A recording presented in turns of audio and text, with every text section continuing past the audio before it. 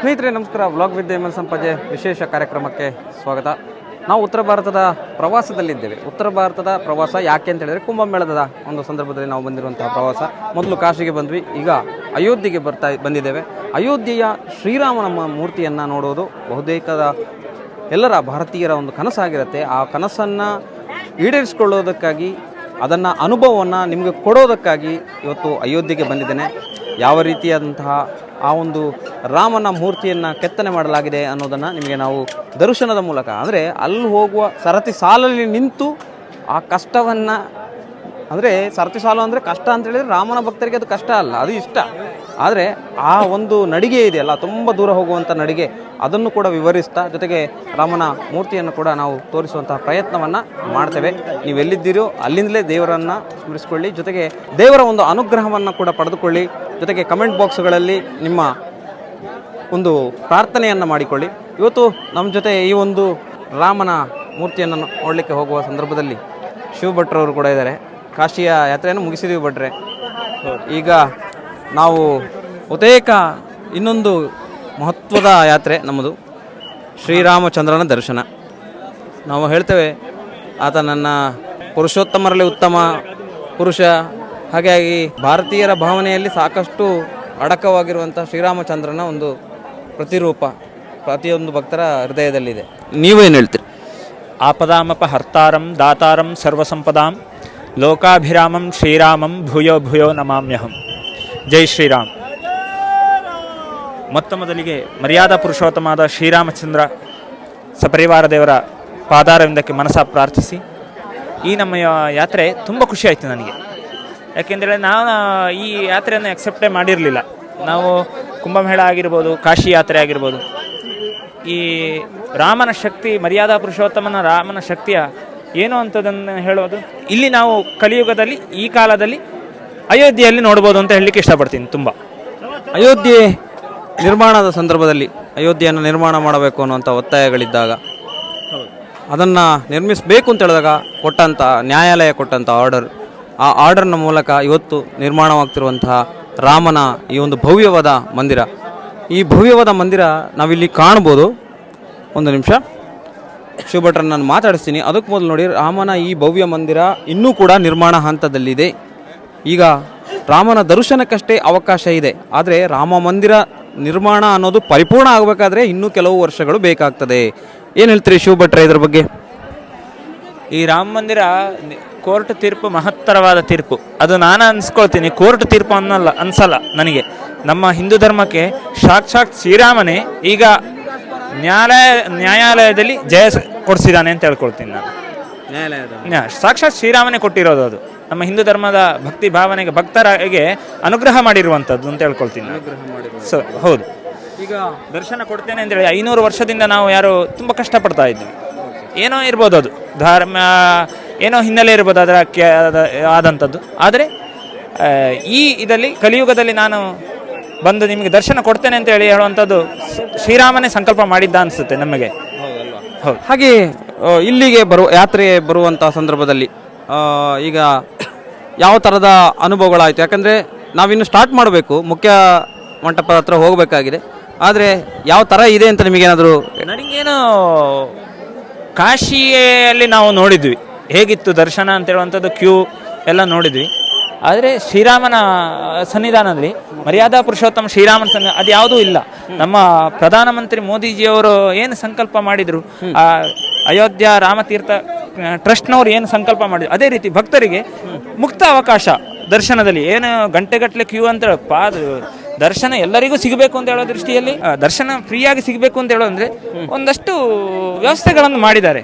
ಆದರೆ ಎಲ್ಲಿ ನೋಡಿ ಯಾವುದೇ ಶುಲ್ಕ ಇಲ್ಲ, ಯಾವುದೇ ರೀತಿಯ ಕ್ಯೂ ನಿಂತು ಗಂಟೆಗಟ್ಟಲೆ ಕಾಯುವಂತಿಲ್ಲ. ಶ್ರೀರಾಮನ ಪಾದದ ಬುಡಕ್ಕೋಗಿ ನಮಸ್ಕಾರ ಮಾಡಿ, ಸಾಷ್ಟಾಂಗ ನಮಸ್ಕಾರ ಮಾಡ್ಲಿಕ್ಕೆ ಆಗದಿದ್ರು ಮನಸ್ಸ ಪ್ರಾರ್ಥಿಸಿ ಎದುರು ನಿಂತು ದರ್ಶನ ಮಾಡುವಂಥ ಯೋಗ ಕಲ್ಪಿಸಿಕೊಟ್ರಲ್ಲ ಅಂತ ಪ್ರಧಾನಿಯವರು, ನಾನು ಅಂದ್ಕೊಳ್ತೀನಿ ನಮ್ಮ ಭಾರತಕ್ಕೆ ಸಿಕ್ಕಿರೋದು ತುಂಬ ಖುಷಿ ಪಡುವಂಥ ವಿಷಯ. ಹಾಗೆ ಅಂತೇಳಿ ಇನ್ನು ಕೆಲವು ಜನ ಕೆಲವು ರೀತಿಯ ಟೀಕಾ ಪ್ರಹಾರಗಳನ್ನು ಮಾಡ್ತಾರೆ. ಆ ಭಕ್ತಿಯ ಭಾವನೆಯ ಮುಂದೆ ಉಂಟಲ್ಲ ಅವರ ಟೀಕಾ ಪ್ರಹಾರ ಅಂದರೆ ಶ್ರೀರಾಮನ ಧೂಳಿಗೂ ಪಾದದ ಧೂಳಿಗೂ ಸರಿ ಸಮಾನವಾದದ್ದಲ್ಲ ಅಂತ ಹೇಳಲಿಕ್ಕೆ ಇಷ್ಟಪಡ್ತೀನಿ. ಶ್ರೀರಾಮಚಂದ್ರನ ಈ ಒಂದು ದರ್ಶನವನ್ನು ಪಡೆಯಲಿಕ್ಕೆ ನಾವು ಹೋಗ್ತಿರುವಂಥ ಸಂದರ್ಭ ನನಗೂ ನೆನಪಾಗುತ್ತೆ. ಒಂದೆರಡು ಶ್ಲೋಕವನ್ನಾದರೂ ರಾಮರಕ್ಷಾ ಸ್ತೋತ್ರವನ್ನಾದರೂ ಹೇಳಬೇಕು ಅನ್ನಿಸ್ತಾ ಇದೆ. ನಾನು ಬಾಲ್ಯದಿಂದಲೇ ಹೇಳ್ಕೊಂಡು ಬಂದಿರುವಂಥ ಸ್ತೋತ್ರ. ಹಾಗಾಗಿ ಶ್ರೀ ಗಣೇಶಾಯ ನಮಃ ಅಶ್ಯ ಶ್ರೀರಾಮರಕ್ಷಾ ಸ್ತೋತ್ರ ಮಂತ್ರಸ್ಯ ಉದಕೌಶಿಕ ಋಷಿ ಅನುಷ್ಠಂದ ಶ್ರೀ ಸೀತಾರಾಮಚಂದ್ರೋ ದೇವತಾ ಸೀತಾಶಕ್ತಿ ಶ್ರೀ ಮಧ್ಯಮಾನ್ ಕಿಲಕಂ ಶ್ರೀರಾಮಚಂದ್ರ ಪ್ರಪತ್ತಿ ರಾಮರಕ್ಷಾ ಸ್ತೋತ್ರ ಜಪ ವಿನಿಯೋಗ ಧ್ಯಾಯೇ ದಾಜಾನುಬಾಹುಂ ಧೃತಶರಧನುಷಂ ಬುಧಪದ್ಮಾಸನಂ ಅಮಕಮಲ ಸ್ಪರ್ಧಿ ನೇತ್ರಂ ಪ್ರಸನ್ನಂ ವಾಮಾಂಕರುಡ ಸೀತ ಮುಕಟ ವಿಲೋಚನಂ ನಿರಂದಂ ನಾನಾಲಂಕಾರ ದೀಪ್ತಂ ದತ್ತತಮಜರ್ಮಟಮಂಡಲಂ ಚರಿತಂ ರಘುನಾಥಸ್ಯ ಶತಕೋಟಿ ಪ್ರವಿಸ್ತರಂ ಏಕೈಕಮಕ್ಷರಂ ಪುಸಂ ಮಹಾಪಾತಕನಾಥಂ ಧಾತೋ ನಿಲೋತ್ಪಲಶ್ಯಾಮಂ ರಾಮಂ ರಾಜೀವಾಲೋಚನಂ ಜಾನಕೀ ಲಕ್ಷ್ಮಣೋಪೇತಂ ಜಟಮಕಟ ಪಂಡಿತಂ ಸಾಸಿತೋನ ಧನುರ್ಪಾಣಿಂ ನಕ್ತಚಾರ್ತಕಂ ಸಲಿಲ್ಯೋ ಜಗತ್ಪದೋ ಮಾವಿರ್ಭೂತ ವಿಭುಂ ರಾಮರಕ್ಷ ಪಡತ್ಪಜ್ಞಪಾಪಿಗ್ನಂ ಸರ್ವಕಾಮದಂ ಶಿರೋ ಮೇ ರಾಘವಂ ಪಾತುಂ ಬಲಂ ದೃಶತದಾತ್ಮಜಂ ಕೌಸಲ್ಯೇ ದೃಶೇ ಪಾತುಶ್ರುತಿಂ ಮುಖತೃತಂ ಮುಖಂ ಸಮ್ಮಿತ್ರೀ ವತ್ಸಲ ರಾಮ ರಾಮೇತಿ ರಮೇ ರಮೇ ಮನೋರಮೆ ಸಹಸ್ರನಾಮ ತಂತುಲ್ಯಂ ರಾಮನಾಮ ವರ್ಣನೆ ಇತಿ ಶ್ರೀ ಬುಧಕೌಶಿಕ ಋಷಿ ವಿರಚಿತಂ ಶ್ರೀರಾಮರಕ್ಷಾ ಸ್ತೋತ್ರ ಸಂಪೂರ್ಣಂ. ಇದನ್ನು ಸ್ವಲ್ಪ ಶಾರ್ಟ್ ಮಾಡಿ ಹೇಳಿದ್ದೀನಿ ನಾನು. ಇನ್ನೂ ಇದೆ ಅದರಲ್ಲಿ ಕೆಲವೊಂದು ತುಂಬ ಇದೆ. ನಾನು ಶಾರ್ಟ್ ಮಾಡಿ ಹೇಳಿದ್ದೇನೆ, ಯಾಕಂದರೆ ಇಲ್ಲಿ ಕ್ಯೂ ಅಲ್ಲಿ ಜಾಸ್ತಿ ಹೊತ್ತು ನಿಲ್ಲಿಕ್ಕೆ ಇಲ್ಲ, ಅಂದರೆ ಮೂಮೆಂಟಲ್ಲೇ ಇರಬೇಕಾಗ್ತದೆ.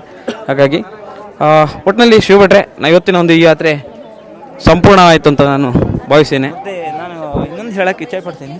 ನಮ್ಮ ರಾಮ ಮಂದಿರದ ಈ ರಾಮ ಮಂದಿರ ನಿರ್ಮಾಣಕ್ಕೆ ಎಲ್ಲ ಶ್ರಮಪಟ್ಟಂಥ ಕಾರ್ಯಕರ್ತರಿರ್ಬೋದು, ಎಲ್ಲರಿಗಿರ್ಬೋದು, ಅವರಿಗೆ ನಾವು ಯಾವತ್ತೂ ಅಭಾರಿಯಾಗಿರಬೇಕು ಅಂತ ಹೇಳುವಂಥದ್ದನ್ನು ಏನು ಮಾಡ್ತಾ ಇದ್ರಿ. ಹೌದು, ಹಾಗೆ ಯಾವುದೇ ಎರಡು ಮಾತಿಲ್ಲ. ಹಾಗೆ ನಮಗೂ ಅನಿಸುತ್ತೆ, ಈಗ ಈ ಒಂದು ರಾಮ ಮಂದಿರ ನಿರ್ಮಾಣವನ್ನು ಮಾಡಿದವರಿಗೆ ಧನ್ಯವಾದಗಳನ್ನು ಹೇಳಲೇಬೇಕು. ಜೊತೆಗೆ ರಾಮ ಮಂದಿರಕ್ಕೆ ಬರುವವರಿಗೆ ನಾನೊಂದು ಸಲಹೆಯನ್ನು ಕೊಡ್ತೇನೆ. ದಯವಿಟ್ಟು ನೀವು ಕಾಶಿ, ಅಯೋಧ್ಯೆ ಮತ್ತು ಪ್ರಯಾಗ್ರಾಜ್, ಈಗ ಕುಂಭಮೇಳದ ಹಿನ್ನೆಲೆಯಲ್ಲಿ ಪ್ರಯಾಗ್ರಾಜ್, ಒಟ್ಟಿನಲ್ಲಿ ಈ ಕ್ಷೇತ್ರಗಳಿಗೆ ಭೇಟಿ ಕೊಡಬೇಕು ಪ್ರತಿಯೊಬ್ಬ ಹಿಂದೂ ಬಾಂಧವರು ಅನ್ನೋದನ್ನ ನಾನು ಹೇಳಲಿಕ್ಕೆ ಇಷ್ಟಪಡ್ತೇನೆ. ನೀವೇನು ಹೇಳ್ತೀರಿ? ಹೌದಾ? ಕರೆಕ್ಟಾ? ಹೌದು. ಯಾಕೆಂದರೆ ನಮ್ಮ ಹಿಂದೂ ಧರ್ಮದಲ್ಲಿ ಮಹಾಭಾರತ ಮತ್ತು ರಾಮಾಯಣ ಧರ್ಮಗ್ರಂಥವಾಗಿ ನಾವು ತಗೊಳ್ತಾವೆ. ಹೌದು. ಯಾವುದು ಅಂತ ಕೇಳಿದ್ರೆ ಮಹಾಭಾರತ, ರಾಮಾಯಣ.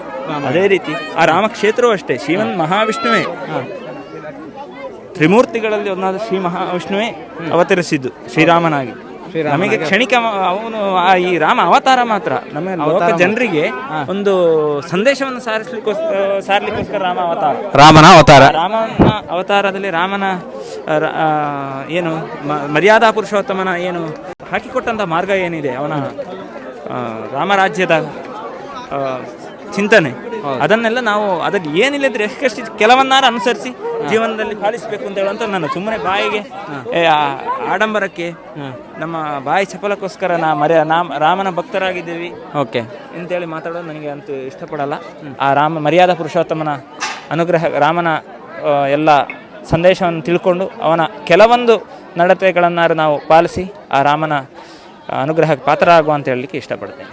ಅದನ್ನು ಹಾಡಿದೆಲ್ಲ, ಇನ್ನಷ್ಟು ಬೇಕೆನ್ನ ಹೃದಯಕ್ಕೆ ರಾಮ, ನಿನ್ನಷ್ಟು ನೆಮ್ಮದಿಯು ಎಲ್ಲಿ ಹೋದೋ ರಾಮ, ರಾಮ ರಾಮ ರಾಮ ರಾಮ. ಎಷ್ಟು ಚೆನ್ನಾಗಿದೆ ಈ ಹಾಡು ಅಲ್ವಾ? ಎಷ್ಟೊಂದು ಭಾವನಾತ್ಮಕವಾಗಿದೆ. ಹಾಗೆಯೇ ಒಂದು ಹನುಮಾನ್ ಚಾಲೀಸ್, ಇನ್ನೊಂದು ನಾನು ತಿಳ್ಕೊಂಡಂಥ ರಾಮಾದರ್ಶಕ್ಕೆ ಈ ನಮ್ಮ ಇನ್ನಷ್ಟು ಬೇಕೆನ್ನ ಹೃದಯಕ್ಕೆ ರಾಮ ಅಂತ ಆ ಒಂದು ಏನೋ ಹಾಡಿದೆ, ಅದಲ್ಲೆಲ್ಲವೂ ಬಂತು ಅಂತ ಅನ್ನಿಸ್ತದೆ ನನಗೆ. ಬಂತಲ್ಲ? ಹೌದು, ಅದನ್ನು ಕರೆಕ್ಟಾಗಿ ಆಲಿಸ್ಕೊಂಡು ಕೇಳಿದ್ರೆ ಎಲ್ಲವೂ ಬಂತು ರಾಮಾದರ್ಶ, ಅದರಲ್ಲೇನು ಬೇರೆ ಎರಡು ಮಾತಿಲ್ಲ. ಸ್ನೇಹಿತರೆ, ಇವತ್ತು ನಾವು ಅಯೋಧ್ಯೆಯ ರಾಮ ಮಂದಿರದಲ್ಲಿದ್ದೇವೆ.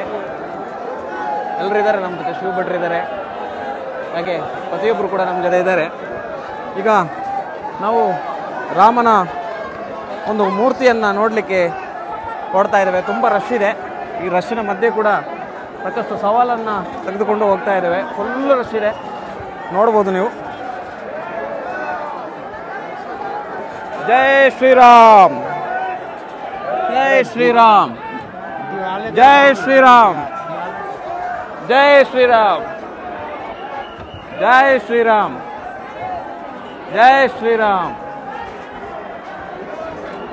ಜೈ ಶ್ರೀರಾಮ್, ಜೈ ಶ್ರೀರಾಮ್,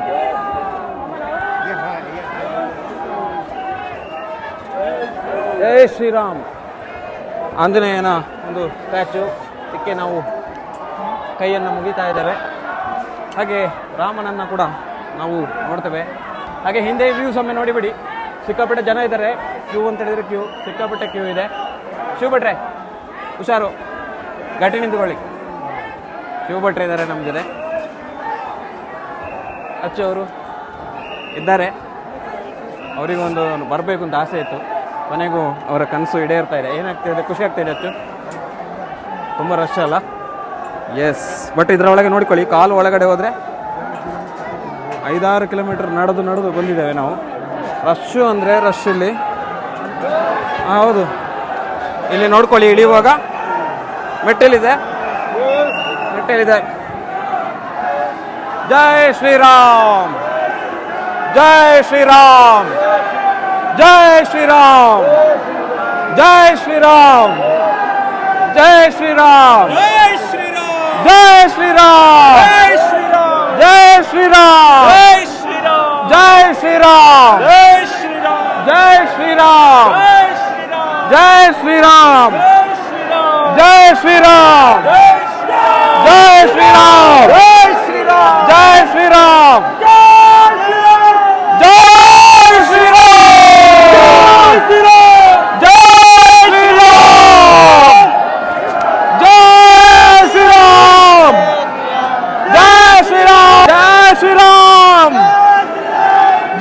ಶ್ರೀರಾಮ್, ಜೈ ಶಿವಭಟ್ರೆ, ಎಷ್ಟು ಖುಷಿ ಆಗ್ತಾ ಇದೆ ನಿಮಗೆ? ತುಂಬಾ ಸುಂದರವಾದ ಕ್ಷಣ, ಜೀವನದ ಸಾರ್ಥಕ ಆಯಿತು ಅಂತ ಅನಿಸ್ತಾ ಇದೆ. ಪ್ರಭು ಶ್ರೀರಾಮನ ದರ್ಶನವನ್ನು ಪಡೆಯಲಿಕ್ಕೆ ನಾವು ಹೋಗ್ತಿರುವಂತಹ ಸಂದರ್ಭ. ಪ್ರತಿಯೊಬ್ಬರು ಕೂಡ ಅದು ನಮ್ಮ ಈ ಒಂದು ಖುಷಿಗೆ ಏನು ಹೇಳಲಿಕ್ಕೆ ಇಷ್ಟಪಡ್ತೀರಿ? ನಂಗೆ ತುಂಬಾ ಖುಷಿ ಆಗ್ತಾ ಇದೆ. ನಮ್ಮ ಹಿಂದೂ ಧರ್ಮಕ್ಕೊಂದು ಅಭೂತಪೂರ್ವ ಜಯ ಇದು. ರಾಮ ಮಂದಿರ, ರಾಮ ಮಂದಿರ, ಇದರಲ್ಲಿ ನಾವು ಅತ್ಯಂತ ಖುಷಿ ಪಡಬೇಕಾದದ್ದು ಈ ರಾಮ ಮಂದಿರದ ಜೊತೆಗೆ ನಮ್ಮ ಪ್ರಧಾನಮಂತ್ರಿಯಾದ ನರೇಂದ್ರ ಮೋದಿಜಿ ಹಾಗೂ ಯೋಗಿ ಆದಿತ್ಯನಾಥ್ ಅವರು. ಹೌದು, ಅವ್ರು ಹೆಂಗೆ ಅಮಿತ್ ಶಾ ಅಂತಂದ್ರೆ ರಾಮ, ಲಕ್ಷ್ಮಣ, ಹನುಮಂತ ಈ ಮೂರ ವರ್ಣನೆಯನ್ನು ಹೇಗೆ ನಾವು ರಾಮಾಯಣದಲ್ಲಿ ಕಾಣ್ತೇವೆ ಇವರನ್ನ, ಅದೇ ರೀತಿ ಅವರು 3 ಜನ ಈ ಇದಕ್ಕಾಗಿ ದುಡಿದಿದ್ದಾರೆ ಅಂತ ಹೇಳೋದು. ನಾವೆಲ್ಲ ರಾಮ ಭಕ್ತರು, ಹನುಮಂತನ ಶಾಲೆಗೆ ಅಳಿಲು ಸೇವೆ ಮಾಡ್ತಾ ಇದ್ವಿ. ಅದ್ರ ಜೊತೆಗೆ ನನಗೆ ಅನಿಸಿದ್ದು ಈ ಒಂದು ರಾಮನ ಮೂರ್ತಿಯನ್ನ ಕೆತ್ತಿಗೆ ತೆಗೆದುಕೊಂಡಂತ ಸಮಯ ಆಗಿರ್ಬೋದು. ಯೋಗಿರಾಜ್ ಅವರು ಮಾಡಿದಂತಹ ಕೆಲಸ ಅದ್ಭುತವಾದದ್ದು. ನಮ್ಮ ಕರ್ನಾಟಕಕ್ಕೆ ಸಂದ ಗೆಲುವು ಇದು. ಕರ್ನಾಟಕ ಸಂದ ಗೆಲುವು ಮತ್ತು ನಮ್ಮ ಮೈಸೂರು ಸಂಸ್ಥಾನದ ಒಂದು ಕೀರ್ತಿ. ಮೈಸೂರು ಸಂಸ್ಥಾನಕ್ಕೊಂದು, ರಾಜ್ಯ ಸಂಸ್ಥಾನಕ್ಕೊಂದು ಕೀರ್ತಿಯನ್ನ ಕರ್ನಾಟಕದವರು ಮೈಸೂರಿನವರಾದ ಕಾರಣ. ಹೌದು, ಎಸ್, ಅದ್ಭುತವಾದ. ಎಸ್, ಈಗ ನಾವೆಲ್ಲರೂ ಸೇರಿ ಜೈ ಶ್ರೀರಾಮ್ ಘೋಷಣೆಯನ್ನ ಹಾಕಬೇಕಾಗಿದೆ. ಜೈ ಶ್ರೀರಾಮ್ ಘೋಷಣೆಯನ್ನ ಹಾಕಬೇಕಾಗಿದೆ. ಜೈ ಶ್ರೀರಾಮ್, ಜೈ ಶ್ರೀರಾಮ್, ಜೈ ಶ್ರೀರಾಮ್, ಜೈ ಶ್ರೀರಾಮ್, ಜೈ ಜೈ ಶ್ರೀರಾಮ್, ಜೈ ಶ್ರೀರಾಮ್, ಜೈ ಶ್ರೀರಾಮ್. ಭವ್ಯವಾದ ರಾಮ ಮಂದಿರವನ್ನ ಕಣ್ತುಂಬಿಕೊಳ್ಳುವಂತ ಕ್ಷಣ, ಅಭೂತಪೂರ್ವ ಕ್ಷಣ ನ್ಯೂಸ್ ನಾಟ್ ಮೂಲಕ ನಾವು ತೋರಿಸ್ತಾ ಇದ್ದೀವಿ. ಹೋಗೋಣ. ಜೈ ಶ್ರೀರಾಮ್, ಜೈ ಶ್ರೀರಾಮ್, ಜೈ ಶ್ರೀರಾಮ್, ಜೈ ಶ್ರೀರಾಮ್, ಜೈ ಶ್ರೀರಾಮ್, ಜೈ ಶ್ರೀರಾಮ್. ಮತ್ತೆ ಭಟ್ರೆ, ನಾವು ನೋಡಿದ 2ನೇ ಕ್ಷೇತ್ರ ಇದು. ನಾವು ಕಾಶಿಗೆ ಹೋದ್ವಿ. ಕಾಶಿಯಿಂದ ಭೇದ ಅಲ್ಲ ಅಂತ ಹೇಳೋದಕ್ಕೆ, ಕಾಶಿಯಲ್ಲಿ ಎಷ್ಟು ಜನ ಇದ್ರು ಅದೇ ಜನ ಇಲ್ಲಿಯೂ ಇದೆ. ಕಾಶಿಯಲ್ಲಿರುವಷ್ಟೇ ಜನ. ಹರಿಹರರನ್ನು ಭೇದ ಮಾಡಿ ನೋಡೋಣ. ನಮ್ಮ ಸಂಪ್ರದಾಯ ಹಿಂದೂ ಧರ್ಮದಲ್ಲಿ ಕೆಲವರು ಇರ್ಬೋದು, ಅವರವರ ಮತ, ಅವರ ಅನುಯಾಯಿಗಳು. ಜೈ ಶ್ರೀರಾಮ್, ಜೈ ಶ್ರೀರಾಮ್, ಜೈ ಶ್ರೀರಾಮ್.